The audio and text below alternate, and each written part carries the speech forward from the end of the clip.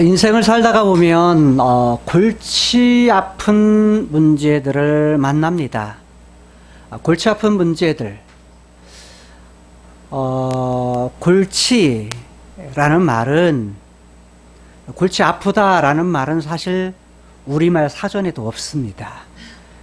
웬 말이냐면 골치 아프다라는 말은 많이 사용하는데 우리 사전에도 없는 말이 바로 골치 아프다라는 그런 용어입니다. 근데 실제로 우리가 겪으면서 이런 용어를 자주 사용하죠. 골치 아프다.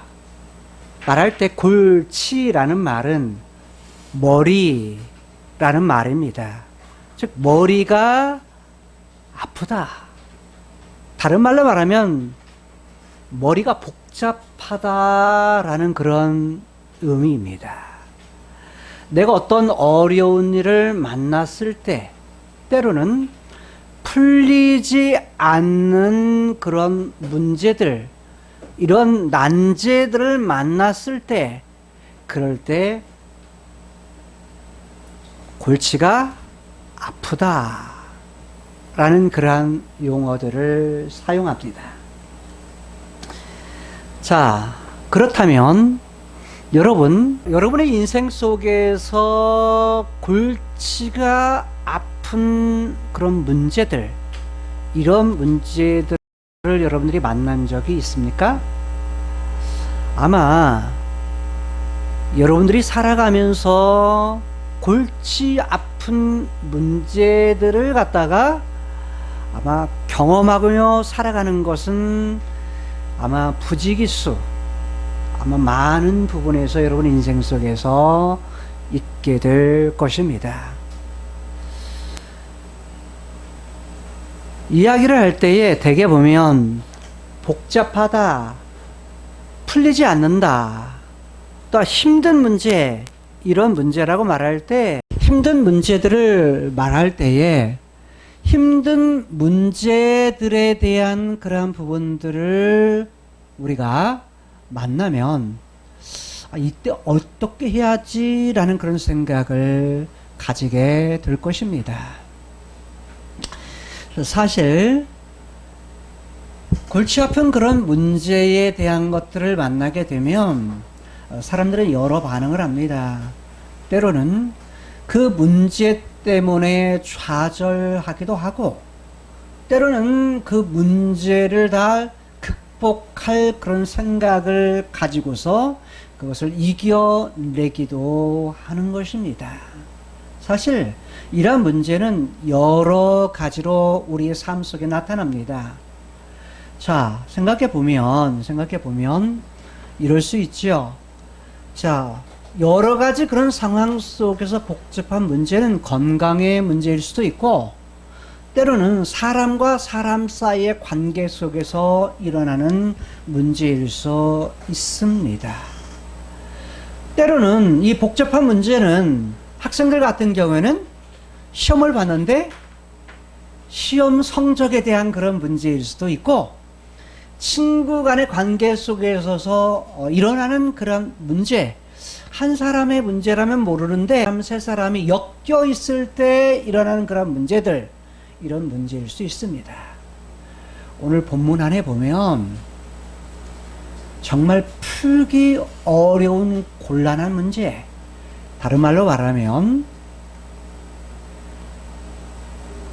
그가 지금 인생의 골치 아픈 문제를 당한 아벨 성에 대한 그러한 문제가 나타나고 있습니다. 여러분, 아벨 성이라는 곳은 어느 곳일까요? 아벨 하면 생각나는 사람이 누구예요? 아벨 하면 생각나는 가인과 아벨이 생각나죠. 그런데 우리말에 아벨이라고 했지만 히브리어는 전혀 다른 의미를 가지고 있습니다. 즉 창세기 4장의 아벨, 우리말로 번역된 아벨은 히브리어로 헤벨입니다. 헤벨이라는 말은 허무하다 라는 뜻이에요.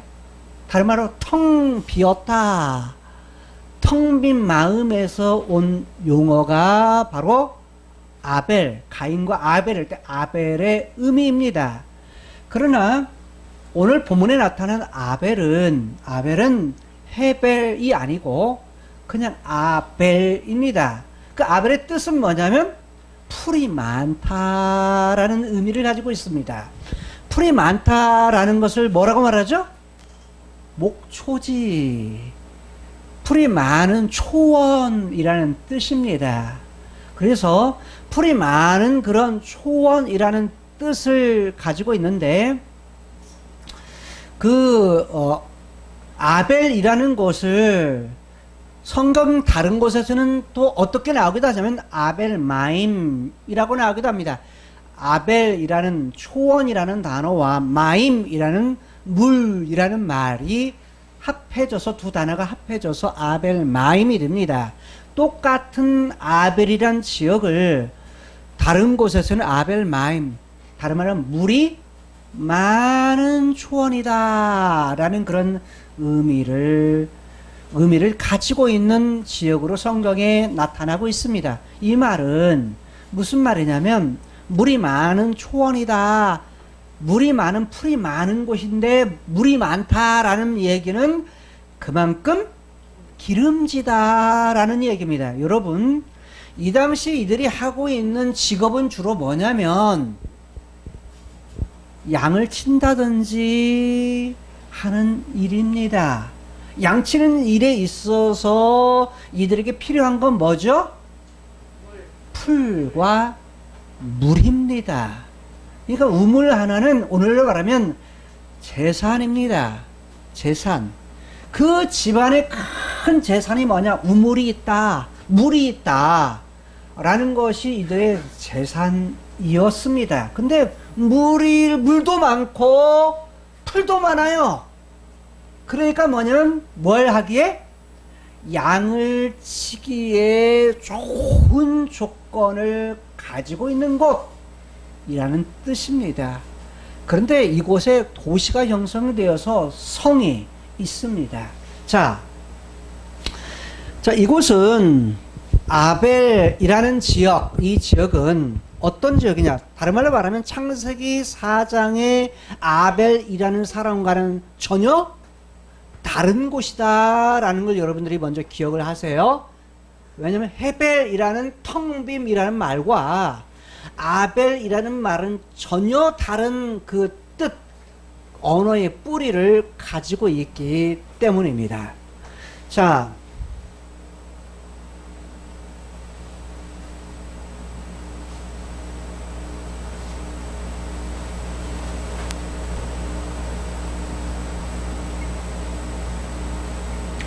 여기가 갈릴리 바다입니다. 사해입니다. 요단강이에요. 그리고 이 갈릴리 지역, 에브라임 지역, 그 다음에 유다 지역입니다. 지금 여기서 배경은 어떻게 되냐면 이미 지난 시간에 우리가 살펴본 대로 지금 다윗이 예루살렘에서 왕이 되었는데 그의 아들이었던 압살롬의 반역에 의해서 다윗이 쫓겨는 신세가 되어가지고 마하나임까지 왔어요. 근데 나중에 압살롬은 지금 뭐냐면 여기서 죽습니다. 죽고 지금 다윗이 다시 어디로 돌아오냐면 예루살렘으로 돌아와요. 예루살렘으로 돌아왔을 때 예루살렘에서 유다 지파와 그 다음에 나머지 10지파 간에 뭐가 생겼어요? 싸움이 생긴 겁니다. 싸움이 생긴 이유는 뭐냐면 10지파의 사람들이 유다 지파 사람들에게 한 일에 대해서 지금 다윗 왕에게 시비를 거는 겁니다. 아니, 왕이 올 때에 우리가 가서 모셔야 되는데 왜 유다 지파 사람만 가가지고 이 요단강을 건너게 해서 이렇게 데려왔습니까? 라는 시비였어요. 왜냐하면 지금 이들은 열 지파의 사람들은, 즉 유다 지파를 뺀, 유다 지파와 베냐민 지파를 뺀 나머지 열 지파의 사람들은 본래 압살롬이 죽었을 때에 자신들이 세웠던 왕으로 세웠던 압살롬이 죽었을 때에, 자, 우리 이런 상황에서 다윗을 모셔야 되지 않느냐라는 말을 가장 먼저 이야기를 한 사람이 누구예요? 바로 열 지파의 사람들이었습니다. 유다 지파가 아니라 열 지파의 사람인데, 유다 지파 사람들에게 그래서 그 소식을 들었던 다윗이 사람을 보내어가지고, 야, 너희들은 내 고륙이 아니냐, 친척이 아니냐, 나하고 가장 가까운 지파가 아니냐. 다른 말로 하면 다윗은 유다 지파 족속의 그러한 사람이었기 때문에 자기 친척들에게 사람을 보내서 당신들이 먼저 나서가지고 나를 갖다가 뭐하도록? 돌아오도록 해라. 너희들이 중심이 되어서. 그래서 그렇게 하면 어떻게 하겠다? 다른 말로 말하면 예전에 지금 너희들이 배신한 거에 대해서 내가 다시 문제 삼지 않겠다. 그걸로 그 중에 하나가 뭐냐면, 여기 압살롬의 군대 장관이었던 아마사를 요압 대신에 뭘 삼겠다? 대신 군대 장관을 삼겠다. 여러분 생각해 보세요. 가장 뭐한 사람? 옆에 두고서 가장 믿을 만한 사람을 제껴두고 다른 사람을 갖다가 뭐 그 자리에 앉힌다는 것은 정말 큰 결단이 아니면 할 수가 없는 일이에요. 그러면 누가 서운해하죠? 요압이 서운해하죠. 자기 자리를 지금 다른 사람에 뺏기는 그런 신세가 되었는데 서운하겠어요, 안 서운하겠어요? 아마사를 이를 갈지 몰라요. 저놈 어떻게든지 내가 뭐냐면 처리해야 되겠다. 저놈 때문에 내 자리가 위태해졌다라는 마음을 가질 수밖에 없는 거죠. 그런데 그 이유가 뭐냐면, 이 압살롬을 죽인 사람이 누구예요? 요압이거든요. 요압이나 아비새나 다른 군사들에게 제발 적이지만 이 압살롬만은 제발 좀 살려줘라. 왜? 누구니까? 아들이니까. 배신은 했지만 그래도 뭐예요? 자식이니까. 이게 부모 심정인 것 같아요. 아무리 잘못해도 뭐예요? 아무리 잘못 가도 뭐냐면 힘든 일을 해도 이해가 안 되는 행동을 해도 뭐예요? 그래도 자식이니까. 이게 뭐냐면 부모 심정인데 바로 다윗이 그러했어요. 다윗이 뭐냐면 바로 압살롬만은 죽이지 마라 부탁을 했는데, 요압의 입장에서는 뭐냐면 압살롬을 살려두면 다윗이 용서해 줄 거라는 걸 알아요. 왜? 예전에 그랬거든요. 예전에 형 암논을 죽였을 때에 바로 도망갔던 누구를? 압살롬을 생각하면서 자기 손으로 바로 누구를 데려왔어요? 압살롬을 데려왔는데, 압살롬이 와서 하는 일이 뭐냐면 자기 재산, 자기의 보리밭을 불을 질러가지고 뭐예요? 자기 재산을 갖다가 망가뜨린다든지, 아니면 그의 하는 행동이 뭐가 되니까 아버지를 배신하고 왕의 자리를 탐내면서 하는 행동이라든지, 그렇게 되면 결국 자기는 뭐가 돼요? 뭐가 돼? 자기는 다윗 왕이 계속 지속이 되면 상관없지만, 만약에 압살롬이 왕이 된다고 하면 자기 위치가 어떻게 돼요? 모가지가 달랑하고 뭐냐면 죽을 수밖에 없는 상황이에요. 그러니까 압살롬은 위험한 존재예요. 누구로 봐서는? 요압의 입장에서 보게 되면. 그래서 요압이 지금 상수리 나무에 걸려있는 누구를? 압살롬을 그의 부하들은 보고서 못 죽이는데, 야, 이대로 줬다는 안 되겠다. 바로 지금 일을 처리해야 되겠다. 가가지고 뭘로? 바로 창으로서 뭐냐면 이 압살롬을 죽입니다. 죽이자 뭐냐면 그의 부하들, 그의 따르던 부하들도 가가지고 나머지 뭐냐면 이 압살롬을 완전하게 그 자리에서 숨통을 끊어 놓습니다. 이 소식을 누가 들어요? 다윗이 들어요. 그러니까 다윗은 현실적으로 볼 때는 요압은 필요한 사람이에요. 그런데 마음 중심에는 뭐예요? 이를 갈죠. 다른 말로 하면 왕이지만 현실적으로는 군대의 모든 수장이기 때문에 뭐냐면 힘이 있잖아요. 그러니까 또 적이 있고 그렇기 때문에 주변에 적이 많기 때문에 힘이 있는 이 압살롬을 살려두는 거. 다음 시간에 그걸 살펴보겠지만 이 사건이 지난 후에 요압을 또다시 군대 장관으로 딱 임명을 해요. 그러니까 다시 어쩔 수 없이 얘기하지만 우리가 좀 더 앞으로 가서 보겠지만 열왕기상 2장에 가서는 뭐냐면 솔로몬에게 자기의 마음을 드러내요. 반드시 네가 왕이 되면 누구를 죽여라? 시므이하고 자신에게 욕했던 용서는 해서 왕이 되니까 어떻게 살인하겠느냐 이러면서 살려뒀지만 다윗의 심정 안에는 자기에게 욕하고 저주했던 이 시므이를 가만두지를 못해요. 마음에. 또 하나, 자기 아들 압살롬을 죽였던 이 사람이 만약에 솔로몬이 왕이 된다고 하면 만약에 너를 갖다가 힘들게 하는 사람이 될 거다. 그러니까 반드시 뭐 해라? 죽여라. 네가 왕이 되면 반드시 해결해야 될 것. 그건 바로 이 시므이하고 누구다? 요압이다. 라는 말을 바로 다윗이 아들 누구에게? 솔로몬에게 유언식으로 부탁을 합니다. 유언이니까 어떻게 해요? 반드시 지켜야 돼요. 그래서 결국은 솔로몬이 왕이 되어서 누구하고요? 요압하고 시므이하를 완전히 처단을 합니다. 죽입니다. 여러분 생각해 보세요.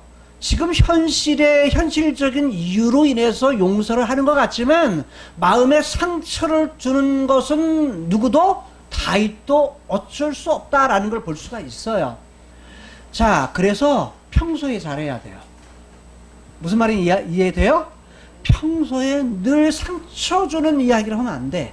그러니까 자식든 친구든 사람의 관계 속에서는 뭐 해야 된다?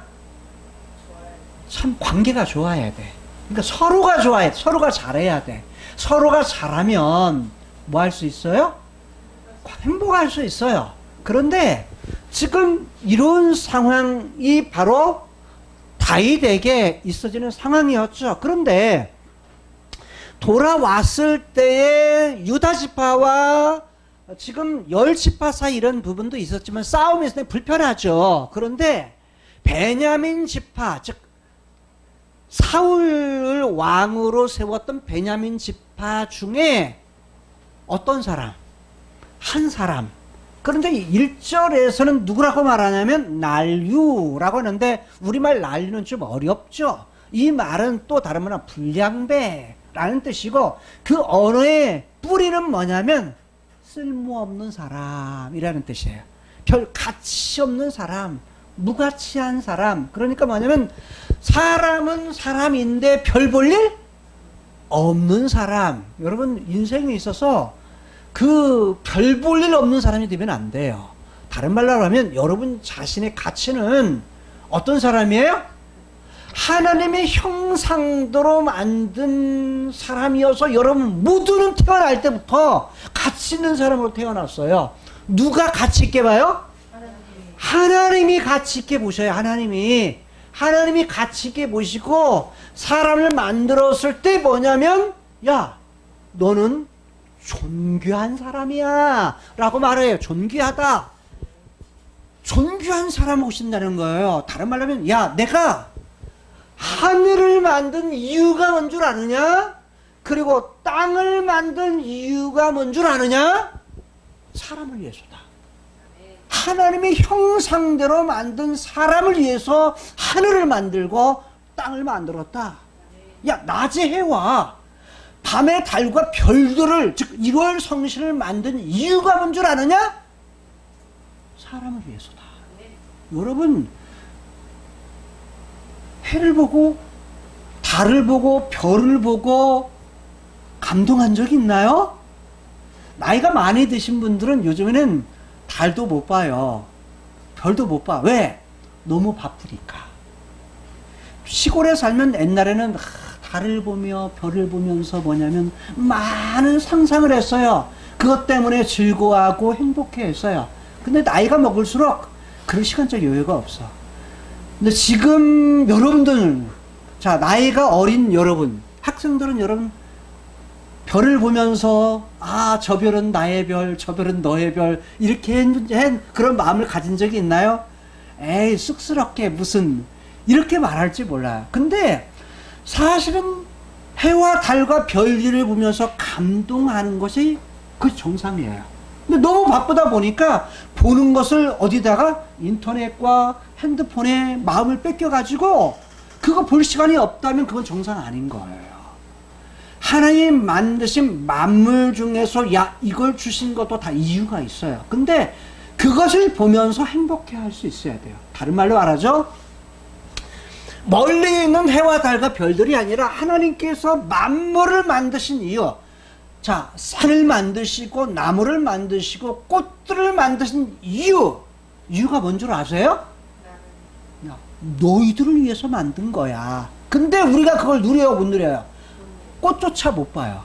사실 꽃을 가지고 있는 우리 집사님은 사실 행복한 사람이에요.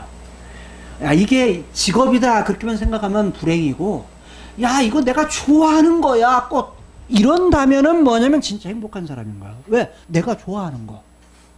그걸 통해서 뭐냐면 내 삶의 부분도 뭐냐면 영위할 수 있다면 그것보다 행복한 것이 없는 거예요.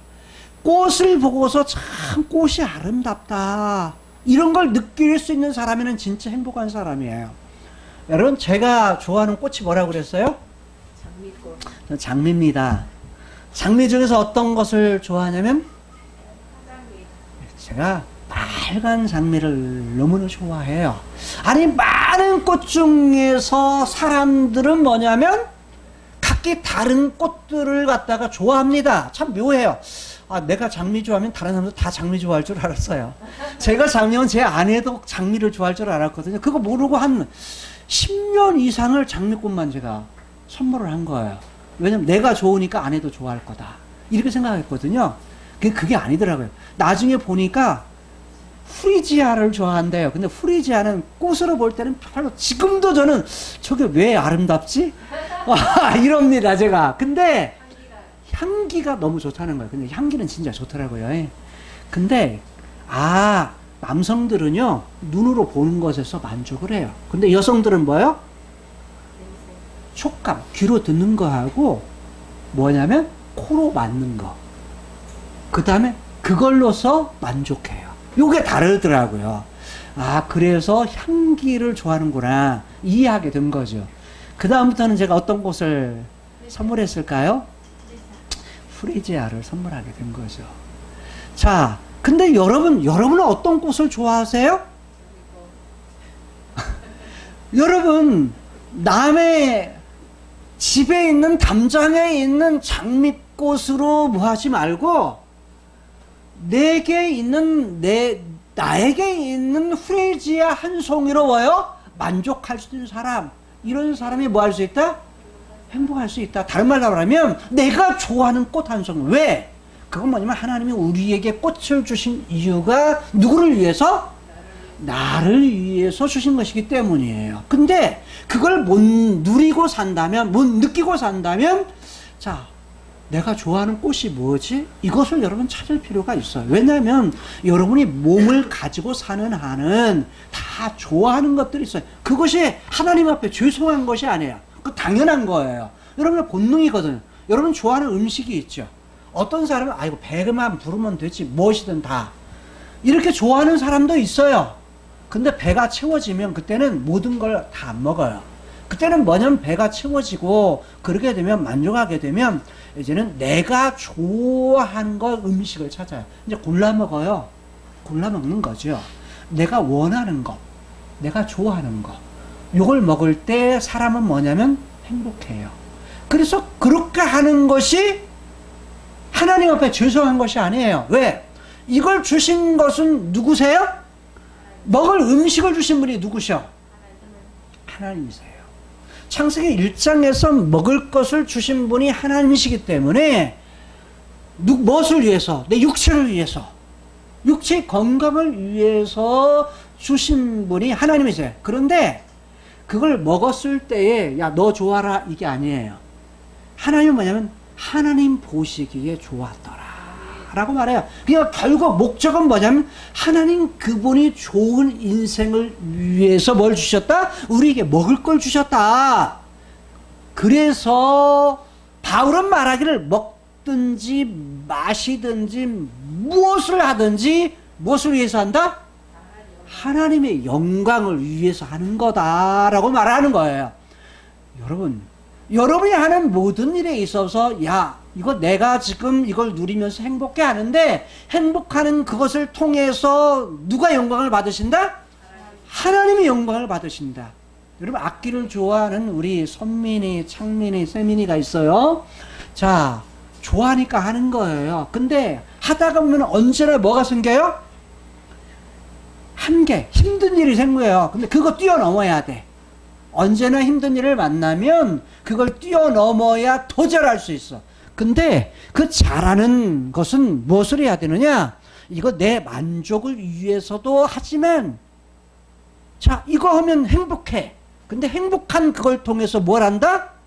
하나님의 영광, 하나님을 찬송하는 것이 가장 궁극적인 목적이라는 거예요. 여러분 노래하고 그런데 그 목적이 변질이 되면 세상을 위한 거 이런 거로만 끝난다면 하나님의 영광이 아닌 것은 노래예요.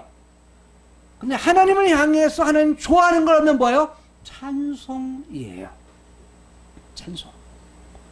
자, 그래서 이 모든 것들은 뭐냐면 그걸 통해서 행복할 수 있도록 만들었다는 거예요.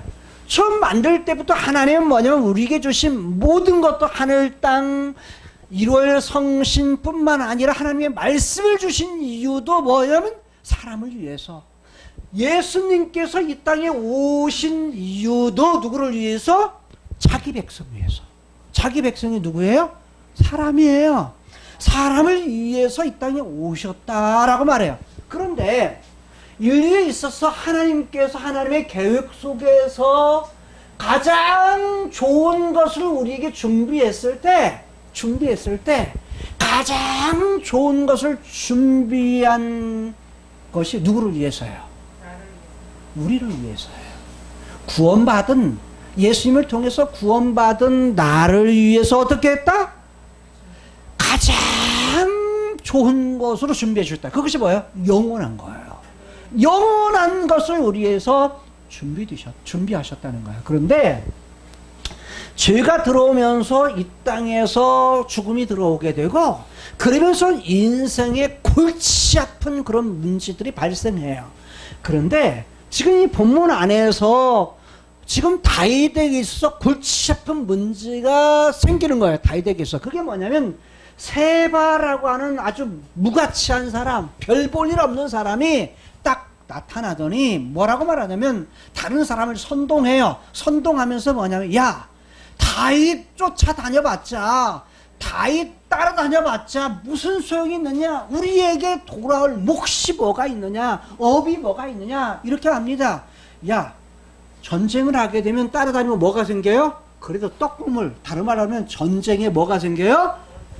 전쟁에서 이기면 그거에 대한 것들이 생겨요. 그런데 야, 이새의 아들 다윗을 갖다가 쫓아다녀봤자, 따라다녀봤자, 야, 다윗 지금 다 없잖아. 아무것도 없잖아. 왜? 도망자의 신세가 되면서 지금 다윗에게 가진 것은 아무것도 없잖아. 거지잖아, 거지. 현대말로 말하면 아무것도 없는 빈털털이잖아. 지금 다윗에게 있는 유산이 뭐가 있냐? 아무것도 없느냐? 없지 않느냐? 야, 우리는 다윗을 왕으로 인정할 수가 없다 이거예요. 아, 빈털털 있는 왕을 어떻게 이 왕으로 인정해야 되는 거야? 누가요? 사울 집안 사람. 사울 집안에 사는 세바라고 하는 사람이 그렇게 얘기를 하는 거야. 다른 사람 해보니까 그게 현실이거든요. 왕으로 돌아왔지만 마하나임이 왔을 때 빈털터리로 지금 돌아온 다윗을 쫓아다녀봤자 별 볼 일 없게 생겼다. 그런 생각이 딱 드니까 이사, 야, 우리 그래서 각자 어디로 돌아가자? 장막 집으로 돌아가자. 그렇게 얘기를 하니까 각자 봐요. 그러니까 뭐 어떤 사람들, 베냐민 사람들 뿐만 아니라 같이 있던 10지파 사람들이 뭐 하는 거예요? 다 각자 집으로 돌아가는 거예요. 근데 집으로 돌아가는 것이 아니라 누구를 쫓아가요? 세바를 쫓아갑니다. 세바를 쫓아서 가는데 이 세바가 어디서 만나냐면 기브온이라는 걸 지나가지고 이제는 어디로 가냐면 이 갈릴리 바다 위쪽에 있는 훌레라고는 호수가 있고 작은 호수가 있어요. 더 작아. 훌레라는 호수의 위편에 보면 여기가 단이라는 곳이고 여기 있는 부분에 아벨이라는 곳이 있어. 아벨이라는 곳이 뭐라고 그랬죠? 목초지라고 그랬죠. 아벨 또는 아벨이라는 지역에 같이 있어서 같은 지역에 벳마가 이것도 두 개요. 벳이라는 것은 집이라는 뜻이고 마가라는 말은 찌른다 라는 말이에요. 찔른다라는 말인데 어쨌든 마가, 우리 신약에 보면 마가 있죠. 마태 마가라는 단어고 똑같은 말이에요. 마가의 집에 있는 이 지역 이것을 가까이 있기 때문에 그냥 아벨 벤 마가 이렇게 함께 부르기도 해요. 따로 부르기도 하지만 함께 아벨 벳 마가라는 그런 지역, 그냥 또는 아벨이라고만 하기도 해요. 자, 그런데 이 지역에는 성이 있었는데 세바가 도망가가지고 어디로? 이 벤 마가라는 지역으로 쏙 들어가게 돼요. 그와 함께 했던 사람과 그 속에 들어가게 되는데 문제는 누가요? 자, 아비새에게 왕이 이 세바를 붙잡아서 죽여라. 왜냐면 누구보다? 압살롬보다 더 새가 불어나서 더 골치 아픈 그런 문제가 될 수 있겠다라고 말하면서 아비새에게 누구를 잡도록? 이 세바를 잡아 죽이도록 명령을 합니다. 그래서 이제 요압을 쫓던 경호원들과 그렛 사람, 블렛 사람, 그리고 많은 용사들을 데리고서 어디로 가요? 세바를 쫓아갑니다. 세바를 쫓아가는데 그것이 오늘 본문의 내용이에요. 본문의 내용인데 본문의 내용에 보게 되면 14절에서 이렇게 시작을 하죠. 요압이 라고 말합니다. 이스라엘 모든 지파 가운데 두루 행하여 아벨과 벳 마가와 베림 온 땅에 이르렀다. 그래서 그 무리도 다 모여 저를 따르더라 라고 말합니다. 자, 그런데 이제 요압이 뭐냐면 사람을 모으고서 지금 어디로 갔다? 벳 마가 아벨이라는 지역으로 가게 됐다는 거예요. 왜 글로 갔을까요? 가게 된 이유가 뭘까요? 바로 거기에 세바가 있었기 때문이에요. 세바가 글로 가서 성으로 도망갔기 때문에. 그게 그 다음 절이에요. 자, 세바를 예우고 라고 말하죠. 어디에? 벤마가 아벨이라는 지역, 아벨 벤마가라는 지역 성에 지금 여기 갔으니까 성을 에웠다, 성을 포위했다 라고 포위한 거예요. 자, 그러면 지금 벤마가, 즉 아벨성은 뭘 당하게 된 거예요? 포위를 당한 거예요. 누구 때문에? 누구 때문에? 세바 때문에 아주 골치 아픈 일을 당하게 된 거예요. 왜냐하면 여기서 끝나는 것이 아니라 성을 포위하고서 성을 무너뜨리기 위해서 언덕을 만들어요. 뭘로? 토성. 즉 흙으로서 언덕, 성을 만드는데 성 높이가 이만큼이다 그러면 성 높이만큼 또 뭘 만드는 거예요? 그보다 높게 흙으로서 쌓아요. 흙으로서 언덕을 쌓아가지고 여기에서 뭐하게? 넘어갈 수 있도록, 아니면 여기 전쟁에서 활을 쏜다든지 넘어가든지 그런 흙으로 된 성을 갖다가 쌓아요.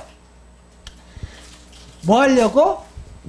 이기려고. 다른 말로 말하면 이 성을 갖다가 뭐 하려고? 무너뜨리려고, 파괴하려고. 그래서 요압과 그와 함께한 사람이 성벽을 쳐서, 이 성읍을 쳐서 뭐 하려고? 헐고자 하려고, 무너뜨려. 그러니까 지금 이 아벨성은 뭐가 된 거예요? 아주 골치 아픈 일을 만나게 된 거예요. 다른 말은 문제가 발생한 거죠. 지금 요압과 그와 함께 했던 사람들, 다른 말로 말하면 요압이, 14절에 의하면 요압이 이렇게 올라가면서, 자, 에브라임 지역, 므낫세, 그 다음에 스불론, 이사갈, 스불론, 납달리 이런 지역을 통해 가지고, 거쳐 가지고 지금 군사들을 모아 가지고 어디로 간 거예요? 벤 마가까지 간 거예요. 즉 다른 말하면 아벨 지역까지 갔기 때문에 아주 많은 사람, 다른 말로 하면 아직 군대는 아닌데 지금 뭐예요? 야, 지금 이런 세바라는 반역자가 있으니까, 반란군이 있으니까 이들을 처치하기 위해서 우리 함께 가자. 군사를 소집을 해요. 우리로 말하면, 요즘에 말하면 뭐 하죠? 우리나라 같으면 예비군을 갖다가 뭐 한 거예요? 소집을 한 거예요. 예비군 소집을 해가지고 사람들을 갖다가 딱 모아가지고 지금 전쟁에 나가는 거예요. 자, 이해가 되셨나요? 그러니까 소집병이야. 군인들은 아닌데 하나의 세바의 반란 사건을 갖다가 해결하기 위해서 지금 가는 거예요. 자, 이것이 개역 성경에 의하면 지금 요압이라고 이렇게 14절에 이야기를 해요. 요압이라고. 14절 다시 볼까요?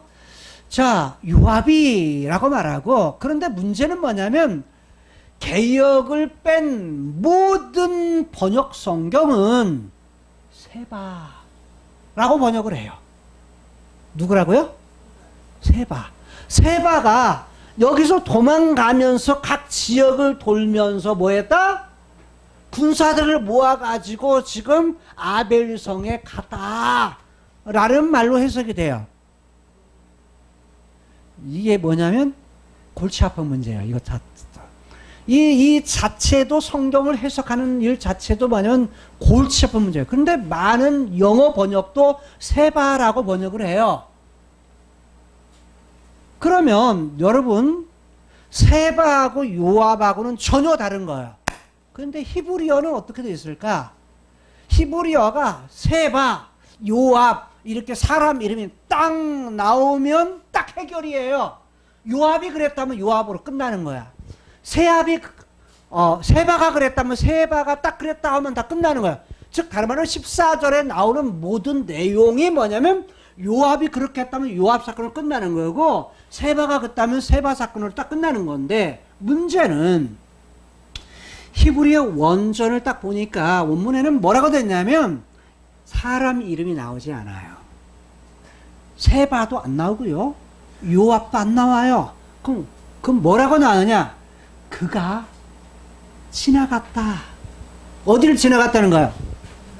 각 지역, 에브라임 지역, 므낫세 지역, 이사갈 지역, 스불론 지역, 그 다음에 납달리 지역을 지나갔다. 우리말 성경에는 두루 행하여 그 지역들을 뭐예요?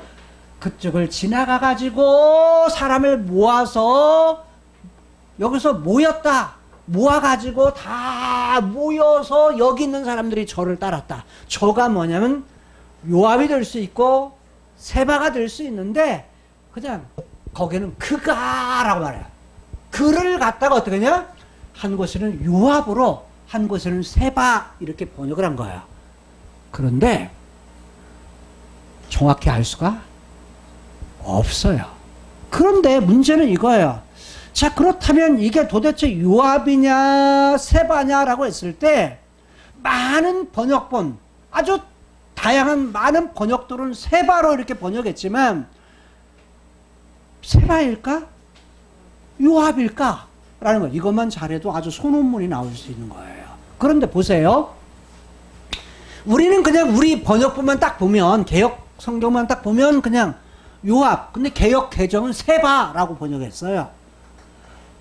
자, 그렇다면 이거 성경이 틀렸네 이렇게 말할 수 있잖아요. 그렇지 않아요. 번역상의 차이인 건데, 저는 이 본문을 갖다가 고민하면서 골치 아픈 문제를 만나면서 어떻게 했느냐.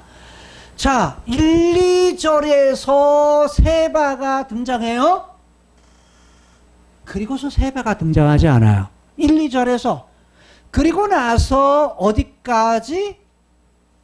13절까지의 과정 속에서는 지금 다윗과 아비새와 아마사, 즉 요압과 아마사. 그 요압이 결국 누구를 죽였다? 아마사를 죽이고서 요압이 군대 장관이 아닌데, 요압을 따르던 사람이 많으니까 요압을 중심으로 해서 모든 군사들, 즉 아마사를 따르던 군사들까지라도 누구를 쫓았다? 요압과 함께해서 누구를 쫓았다? 세바를 쫓았더라라는 것이 바로 13절이에요. 그리고서 뭐냐면 14절이 그리고 지나갔다. 그들이 지나갔다라고 말을 해요. 그가 지나갔다. 죄송합니다. 그가 지나갔다. 단수로. 그러니까 먼 문맥으로 보면 2절에 나오고 14절에서 만약에 세바 이렇게 나오는 거다고, 아니면 13절에서 말하고서 14절에서 요압 베라고 하는 그리고라는 부분을 보기에는 제가 볼 때 먼 문맥보다는 가까운 문맥에서 그리고를 이어야 훨씬 더 이게 더 낫다라고 저는 보여져요. 또 하나의 문제는 뭐냐면 22절에 보게 되면, 자, 세바의 반란의 사건을 완전히 끝내고 요압이 나팔을 붑니다.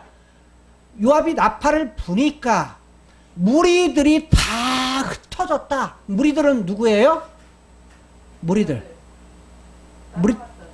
자, 지금까지 따라왔던 모든 사람들, 다른 말로 예비군, 여기까지 따라왔던, 오늘 말하면 예비군들을 소집한 예비군들이 나팔을 부니까 다 뭐했다? 자기 장막으로 흩어졌다. 돌아갔다.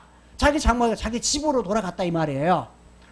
이렇게 보는 것하고, 그 다음에 요압은 다윗에게 돌아갔다. 나아갔다. 이렇게 말하죠. 그래서 이 22절의 말씀을 통해 볼 때는 이 지금 14절에 시작하는 그가 누구로 보는 것이? 요압으로 보는 것이 훨씬 앞뒤 문맥상 자연스럽다라는 거예요. 그래서 저는 누구로 보냐면 요압으로 봅니다. 다른 말하면 개역 성경이 훨씬 더 자연스럽게 번역을 잘했다라고 보는 거예요. 그런데 실상 더 깊이 들어가면 정확히 알 수는 없다. 하여튼 근데 앞뒤 문맥상 그럴 가능성이 더 많다라는 겁니다. 자, 이거 알아도 되고 몰라도 되는 건데, 어쨌든 왜 또 하나 이게 세바는 도망가는 과정 속에서 이 모든 지역을 갖다가 도르면서 이걸 소집할 만한 마음의 여유가 없었을 것이다 라고 보는 거예요. 그렇기 때문에 오히려 훨씬 더 요압일 가능성이 더 많다라는 것입니다. 자, 이해되셨나요? 자, 그리고서 이제 이쪽으로 갔는데, 문제는 뭐냐면 이 아벨성에 문제가 발생했는데 지금 성이 무너질 위기를 맞게 된 거야. 자, 위기를 맞으면서 14절 15절은 이런 문제를 말하고 헐고자 한다. 자, 여기서 쳐서라는 히브리어 단어가 뭐냐면 구덩이를 판다는 뜻이에요. 근데 우리말은 그냥 쳐서라고 번역을 했기 때문에 전쟁에서 이렇게 해서 요압이 여기를 쳐가지고 여기를 갖다가 이 성읍을 갖다 아벨성을 그냥 무너뜨리다 한다 이렇게 이해할 수 있지만, 앞뒤 문맥상 번역을 그렇게 했지만 히브리어는 뭐냐면 구덩이를 판다, 성벽의 아래를 판다 라는 말로 이해할 수가 있어요. 다른 말로 하면 위로는 언덕을 토성을 쌓고 성의 아래에서는 구덩이를 파가지고 성벽을 뭐예요? 무너뜨리고자 하는 그런 일을 했다라고 보여지는 거예요. 두 가지를 동시에. 그렇죠. 우리로 말하면 땅굴. 밑으로 땅굴을 파내가지고 성벽의 주변을 파내가지고 성벽을 무너뜨리려고 하는 그런 전략을 짜서 그 일을 했다라고 보여지는 거죠. 그래서 성벽을, 이 성을 갖다가 무너뜨리고자 했다. 헐고자 했다. 자, 그런데 문제는 이 골치 아픈 문제를 당한, 위기를 당한 아벨 성에서 그 다음 16절부터 22절까지는 한 여인이 등장해요. 어떤 여인? 지혜로운 여인. 뭐 지혜로운 여인은 또는 여자, 이시아라고 해서 여자로도 번역이 돼요. 여인, 여자 똑같아요. 지혜로운 그런 여자, 지혜로운 여인이 딱 등장하는데 남자가 아닙니다. 남자가 아닌 이 지혜로운 여자 하나가 딱 등장하면서 요압과 대화를 하면서 이 골치 아픈 문제, 다른 말로 말하면 누구? 이 아벨성의 위기, 이 골치 아픈 문제. 근데 아벨성의 위기는 뭐 때문에 왔죠? 세바 때문에 왔어요. 이 세바로 인해서 온 문제, 반란군이었던 세바를 받아들임으로써 지금 뭐한 문제? 이 골치 아픈 문제가 발생한 거예요. 그런데 여기에서 지혜로운 여자 하나가 말합니다. 외쳐 가로되 들을지어다, 들을지어다. 자, 이 말은 당신은 들으세요. 당신은 들으세요. 라는 말입니다. 호소이기도 하고 명령이기도 해요. 2인칭으로 해서 명령으로 쓰입니다. 들을지어다, 들으세요. 제 말 좀 들어주세요. 라는 말이에요. 반복해서. 그러면서 이 말을 누구에게? 요압에게 좀 이 얘기를 해줘라. 그리고 요압에게 좀 가까이 와가지고 내 이야기를 들어달라. 내가 지금 말할 거니까. 그러자 이제 요압이 이 소식을 듣습니다. 자, 내가 요압이 딱 하니까 당신이 요압입니까? 그 다음 절에 당신이 요압입니까? 라고 하면 야, 그래. 내가 그렇다. 내가 요압이다. 라고 이야기를 하니까 자, 여종의 말. 자, 제 말을 좀 들으십시오. 그러면 아, 내가 지금 듣겠다. 네 말 하는 거 듣겠다. 라고 하면서 이제 말을 듣습니다. 그러면서 다음 절에서 18절에서 이제 여인이 누구에게? 요압에게 말합니다. 옛사람들이 말했습니다. 옛사람 누구요? 오래된 옛날에 우리로 말하면 옛날에 이런 말이에요. 옛적에 오래된 조상 쪽에 이런 말이에요. 또 하나 말하면 속담에 이런 뜻입니다. 속담에 이스라엘 속담에 이런 의미를 가지고 있어요. 그런데 흔히 말하기를 아벨에 가서 물을 것이다. 흔히 물을 것이다. 이렇게 우리말로 번역을 했는데 히브리어는 뿌리가 똑같아요. 물을 것이다. 묻고 물을 것이다. 이렇게 돼 있어요. 근데 묻다를 반복해 사용하면서 이 말은 어떻게 말하냐면 하나는 부정사로 쓰면서 반드시 틀림없이 물을 것이다. 이 묻는다 이런 말은 무슨 말이냐면 물었을 때 누군가 문제가 생겼을 때 질문할 것이다. 문제가 발생했을 때 상의할 것. 오늘날로 말하면 오늘날은 어떤 문제가 있으면 누구를 찾아가죠? 의사를 찾아가요. 좀 정신과 의사 또는 이제 상담사 이런 부분을 하죠. 그러니까 현대말로 바꾸면 어떤 문제가 생겼을 때 누구를 찾아가냐면 이 문제를 해결해 줄 사람을 찾아가요. 해결해 줄 멘토를 찾아가는 거죠. 그런데 흔히 어디에 가면 아벨이라는 성, 아벨에 가면 뭘 거다? 문제를 가지고 왔을 때 뭐한다? 그 일을 끝내었나이다. 이것도 두 번 반복했어요. 끝낸다. 이건 끝낸다라는 말은 완전히 끝이다. 죽는다. 무트라고 해가지고 죽음이라는 말.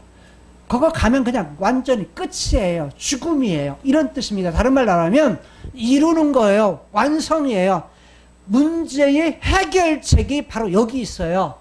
이런 뜻입니다. 다른 말로 하면 어디 가면 아벨 성은 문제가 있을 때 가서 틀림없이 어떤 질문, 문제를 가지고 왔을 때 반드시 아벨 성에 가면 거기서 그 문제는 끝입니다. 다른 말로 그 문제는 반드시 해결됩니다.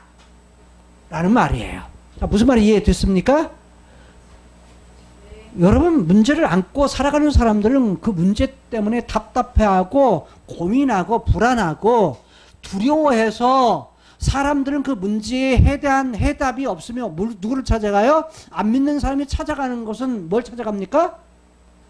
네? 점쟁이 찾아가요. 현대의 시대가 불안할수록 뭐가 횡행하냐면 점이 횡행합니다. 점. 드라마에서라든지 TV에서도 보면 요즘에는 뭐가 많이 나타나요? 점. 그건 뭘 말하냐면 시대가 그만큼 뭐하다? 불안정하다. 안정되지 못하다. 사람들이 뭘 가지고 있다? 내일에 대한 것이 미래가 없으니까 현재에 대해서 불안해한다는 거예요. 그만큼. 사회가 안정되지 못했다는 거예요. 왜? 코로나로 인해서 우리 현실 속에서 내일을 알 수 없는 그런 시대를 살다가 보니까 사람들이 불안해요. 불안할 때마다 누구를 찾아요? 그 문제를 해결해줄 무엇인가에 기대게 돼 있어. 찾게 돼 있어요. 그런데 성경은 우리에게 문제에 대한 해결책 이런 부분들에 말해요. 특히 오늘 본문에서는 자, 문제가 있으면 반드시 아벨에 가면 그 문제는 끝장납니다. 해결됩니다. 이렇게 얘기를 하는데 지금 아벨 상에 온 당신은 자, 문제를 가지고 왔는데 뭐 했다는 거예요? 아벨 성에 왔으면 아벨 성에 물어야 되는데 아벨 성에 있는 사람들이 물어야 되는데 안 물었다는 걸 얘기하는 거예요. 그 다음 절이에요. 19절. 19절에 뭐라고 말하냐면 나는 이스라엘의 화평하고 충성된 자입니다. 그 사람의 한 사람인데 나가 누구죠?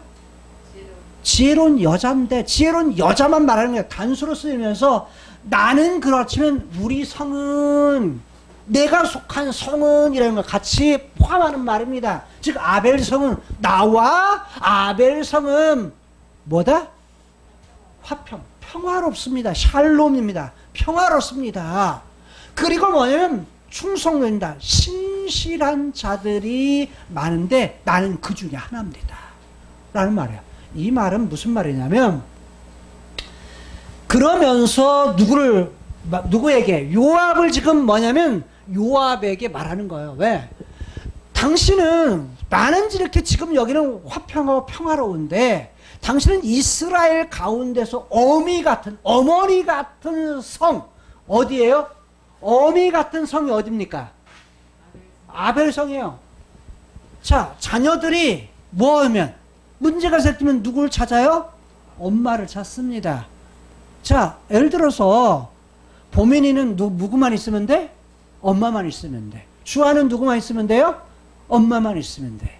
이러잖아요. 어릴 때는 엄마만 있으면 모든 것이 다 끝이야.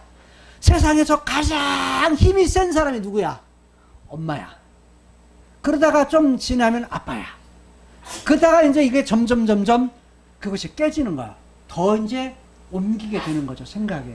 자, 이게 뭐냐면 이런 건데 어머니와 같은 성입니다. 다른 말하면 이스라엘에서 어떤 문제가 있을 때 그 문제를 가지고서 나왔을 때 그 문제를 해결받을 수 있는 성. 이 성이 어떤 성? 아벨 성입니다. 그런데 어찌하여서 어미 같은 성을 갖다가 삼키려고 하고 멸하려고 합니까?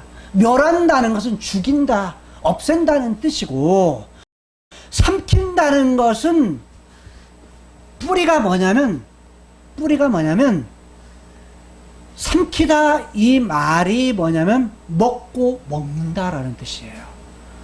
다른 말로 표현하면 먹을 때 어떻게 먹어요? 배가 고프면 개걸스럽게 먹는다. 개걸스럽게 먹는다는 뜻이 무슨 말인지 이해되죠? 뭐냐면 너무 배가 고프면은 그냥 아무것도 허기져가지고 배가 고파가지고 그냥 옆에 앞에 아무것도 안 보고 뭐냐면 허겁지겁 먹는다 그런 의미예요. 그 뿌리가. 그러니까 옆에 보지도 않고 왜 지금 여기를 갖다가 먹어버리려고, 다른 말로 말하면 무너뜨리려고, 파괴하려고, 없애려고 합니까? 라고 묻는 거예요. 근데 이게 어디라는 거예요? 여호와의 기업을. 여호와의 기업. 왜 여호와의 기업을 무너뜨리려고 합니까? 라는 거예요. 삼키려고 합니까? 자, 이 말은 무슨 말이냐면 여호와께 속한 성, 문제가 있을 때마다 문제를 해결할 성 아벨, 어머니와 같은 성 아벨, 여호와께서 주신 기업. 기업이라는 거 뭐냐면 상속 재산이라는 뜻이죠. 상속해 주신 재산, 하나님께 속한 성을 갖다가, 이스라엘의 아주 중요한 가치가 있는 성을 갖다가 무너뜨리려고 합니까? 파괴하려고 합니까? 왜? 지금 토성을 쌓고 성 밑을 파가지고 헐고자 해서 무너뜨리려고 하니까 그에 대해서 말하는 거야. 자, 율법에는 뭐가 있냐면 전쟁을 할 때 상대편이 대화를 합니다. 대화를 해서 자, 우리는 평화를 원한다. 우리는 평화를 원한다. 그러면 전쟁을 하지 않습니다. 그러면 뭐냐면 한쪽에서 항복을 하죠. 우리는 평화를 원한다. 우리 항복할게. 그러면은 그 전쟁 끝입니다. 그런데 지금 요압은 아벨성과의 전투에서 물어요, 안 물어요? 처음에 안 물어서, 묻지도 않고 토성을 쌓고 성 밑을 구덩이를 파서 어떻게 하려고? 아벨성을 무너뜨리려 하는, 다른 말로 말하면 율법에 정한 거에 대해서 지금 여기 평화로운데 하나님 앞에 우리 진실하게 살고 있는데, 이 성에, 나뿐만 아니라 성에 있는 모든 사람이 그렇게 살고 있는데 당신은 우리 성 사람들에게 물어보지도 않고 묻지도 않고 왜 뭐 하려고 합니까? 파괴하려고 합니까? 없애려고 합니까? 당신은 하나님의 법도 어긴 겁니다 라는 말로 지금 지혜 있는 여자가 뭐 하는 거예요? 요압에게 하는 얘기야. 그러자 20절에서 요압이 뭐라고 말하냐면, 왜? 그 말을 딱 듣죠. 아니야. 결단코 아니야. 결코 아니야. 내가 이걸 삼키거나 멸하거나, 다른 말로 하면 이거 무너뜨리거나 없애거나 파괴하려고 하는 것이 결코 아니야 라고 말해요.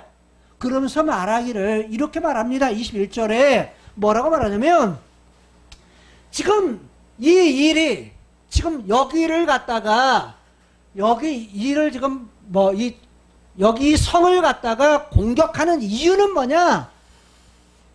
에브라임 산지의 비그리의 아들 세바라는 자가 있는데, 세바라고는 이 사람이 손을 들어서, 다른 말로 대적해서, 다른 말로 말하면 반란을 일으켜서, 누구에게? 왕에게, 다윗 왕에게 반란을 일으켜서 지금 대적한 거야. 다른 말로 말하면 반란군이어서 대적하였는데, 너희가 누구만 내어주면, 홀로 그 사람, 그 사람 딱 집어서 세바만 딱 내어주면 뭐 하겠다? 성읍에서 내가 떠나갈 거야. 우리의 목적은 이 성이 아니라, 우리의 목적은 성을 무너뜨리는 것이 아니라 아벨성, 골치 아픈 문제, 이 너희들이 이 문제는, 즉 이 성을 무너뜨리는 위기가 아니라, 그게 아니라 지금 무엇이다? 세바가 골치 아픈 사람이야. 이 사람만 내어주면 뭐 하겠어? 우리 갈 거야 라는 거예요. 자, 이해되셨나요? 그래서 여자가 요압에게 말해요. 요압은 그렇다면 저의 머리, 세바의 머리를 성벽에서 당신에게 내어 던지겠다. 던져주겠다. 그리고서 누구를 저기 해요? 먼저 말을 하고서, 왜? 우리 먼저 상의하겠습니다. 이게 아니라 그것이 문제라고 한다면, 골치 아픈 문제의 핵심이라고 한다면 뭐 하겠다? 세바의 머리를 갖다가 성벽 아래로 던지겠습니다. 그러면서 성에 있는 사람을 22절에 보니까 성에 있는 사람을 이 지혜로운 여자가 뭘 해요? 설득을 해요. 모든 백성에게 그 지혜로 뭐 했다? 말하면. 누구 죽이면? 이 골치 아픈 문제 해결책은요, 우리 성을 갖다가 완전히 무너뜨리는 것이 아니라 이 골치 아픈 일을 발생했던 반역자 세바만 죽여서 목을 베서 요압에게 주면 이 문제는 해결된답니다. 라고 말하는 거예요. 그래서 성에 있는 사람을 설득해서 세바의 머리를 뱁니다. 그리고서 성 밖에 있는 누구에게? 요압에게 던집니다. 그리고서 골치 아픈 문제를 아벨 성에서 뭐 한 거예요? 문제가 해결이 되는 거예요. 그러자 요압이 나팔을 붑니다. 그래서 무리가 흩어지고, 다시 말하면 지금까지 모았던 사람들, 즉 개혁 성경에 따른다면 모아서 온 예비군들, 소집병들을 갖다가 다 뭐냐면 그걸 갖다가 뭐예요? 흩어져서 그 나팔 소리에 각자 자기 장막, 자기 집으로 돌아가게 만듭니다. 그리고 요압은 어디로? 왕에게. 자, 누가 죽었다? 골치 아픈 세바를 죽였습니다. 그리고 다윗 왕에게 나갔다 라는 것이 오늘 본문의 내용이야. 그런데 잘 보세요. 여기에서 지금 말하는 아벨성의 골치 아픈 문제 해결하면서 지혜자였던, 지혜로운 여인이었던, 이름을 알 수 없는 이 여자 때문에 아벨성의 골치 아픈 문제가 해결되고 위기가 해결이 돼요. 여러분, 우리가 어떤 문제를 만날 때 문제 해결은 어디에 있어요? 지혜에 있습니다. 지혜. 그럼 그 지혜가 뭐냐? 문제에 대한 그걸 탁 알고서 그걸 해결하는 거예요. 없애는 거예요. 그게 뭐냐면, 자, 작게는 세바, 반란군, 죄의 뿌리, 이것을 반란군을 해결하는 거였고, 크게는 아벨성이 어떤 거였느냐? 아벨성은 이스라엘에게 있어서 문제를 가져왔을 때 그 문제를 해결할 수 있는 하나님의 소유인 하나님의 기업이다. 여호와의 기업이다.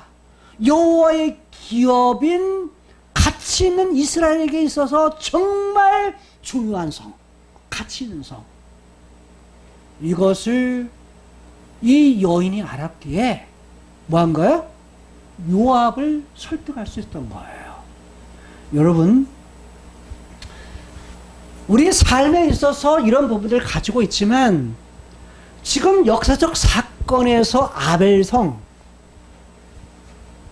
문제가 해결될 수 있는 어머니와 같은 성, 여호와의 기업이라고 말하는 성. 그런데 눈에 보이는 이 성 여호와의 기업은 그걸로 끝나는 것이 아니에요. 자, 아벨성 문제를 해결할 수 있는 것은 누가 아느냐? 결국 문제에 대한 근본적인 답은 어디에 있어요? 여호와. 여호와의 기업에 있다는 거예요.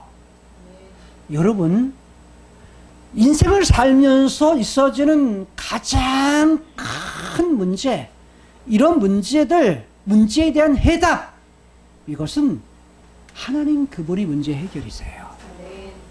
여호와 그분이 문제 해결이세요. 또 하나, 그분의 계획이 뭐냐면 문제 해결이세요. 여호와의 기업, 이것이 해결인데, 그분은 어떻게 하느냐? 골치 아픈 문제, 그 문제를 해결할 때 인생의 창세기 3장을 통해서 오게 된 죄, 인간이 가지고 있는 죽음의 문제, 거기서 생겨나는 모든 문제를 해결하는 골치 아픈 문제를 해결하기 위해서 그분이 누구를요? 아들 예수님을 보내신 거고, 그분이 십자가의 죽으심을 통해서 죄의 문제, 골치 아픈 문제를 해결해 주시고, 죽음에 대한 문제, 골치 아픈 문제를 그분이 다시 살아나심을 통해서 해결해 주심을 통해서 우리에게 무엇을요? 죄의 문제를 해결해 주셨다. 죄의 문제를. 히브리서 9장 15절 말씀을 보게 되면 이렇게 말씀하고 있어요. 히브리 기자는 말하기를, 히브리서 9장 15절에서 이를 인하여 그는 새 언약의 중보니, 누가요? 예수 그리스도께서.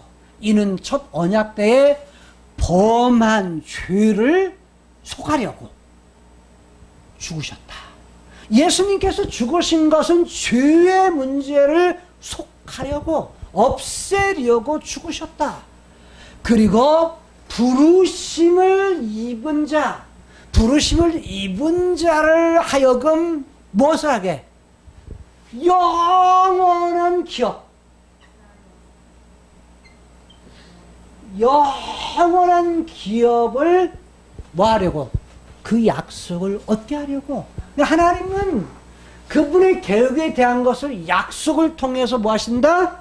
과거에 아브라함에게, 이삭에게, 야곱에게 약속하시고, 그때는 땅으로서 약속하셔서 사도행전에서는 이 가나안 땅을 우리에게 뭘로 주셨다? 기업으로 주셨다라고 말해요.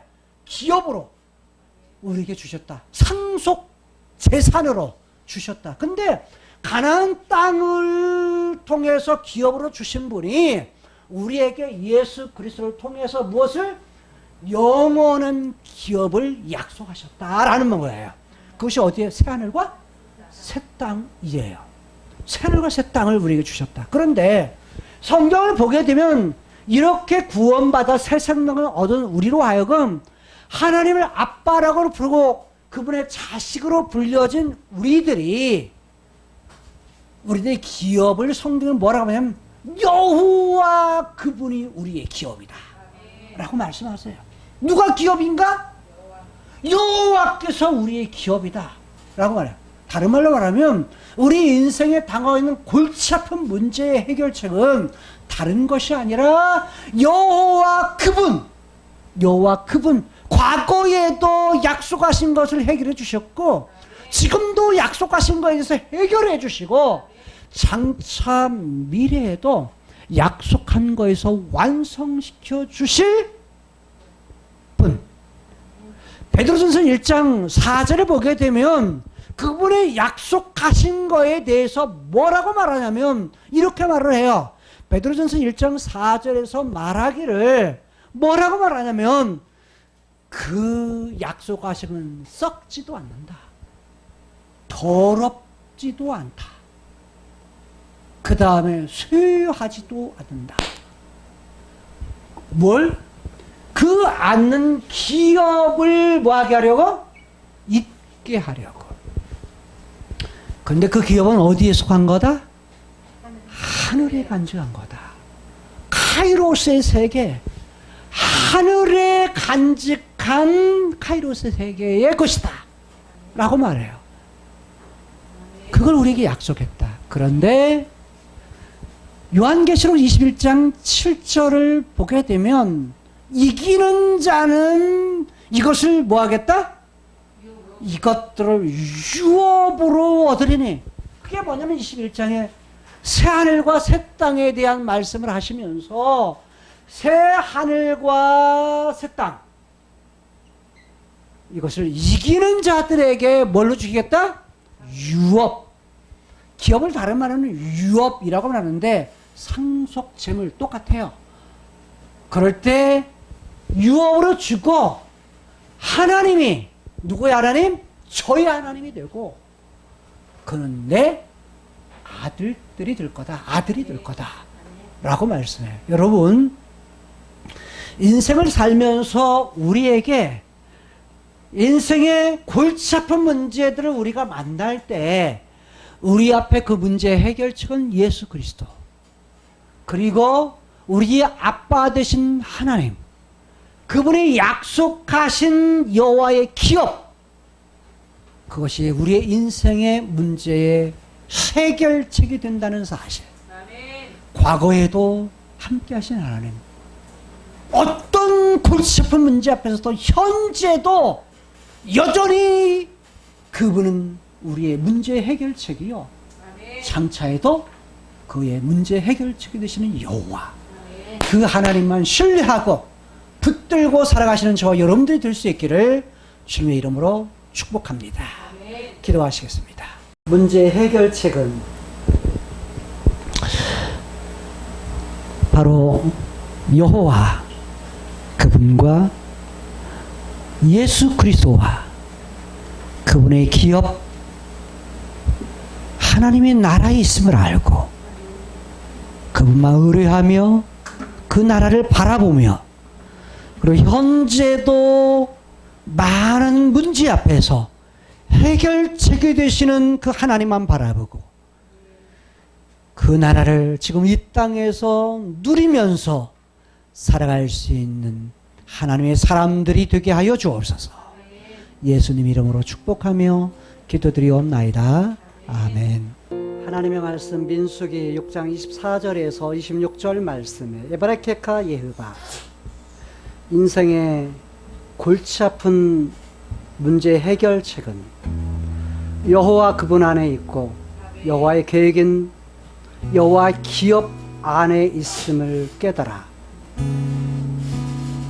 하나님을 의뢰하고 그의 영원하신 기업을 늘 소망하며 살고 현재에도 그것을 누리며 살기를 소원하는 모든 성도들에게 복을 주실 것입니다. 베이세메레카, 그리고 지켜 주실 것입니다. 야엘 예흐바 파나이브엘레이카, 하나님께서 그의 얼굴 빛을 이들에게 비추어 주셔서 비후네이카, 은혜를 베풀어 주실 것입니다. 이시아 예흐바 파나이브엘레이카, 하나님께서 그의 얼굴을 이들에게 향하여 드셔서 베야셈 네카 샬롬, 하나님의 놀라우신 평강을 영원토록 허락해 주실 것입니다.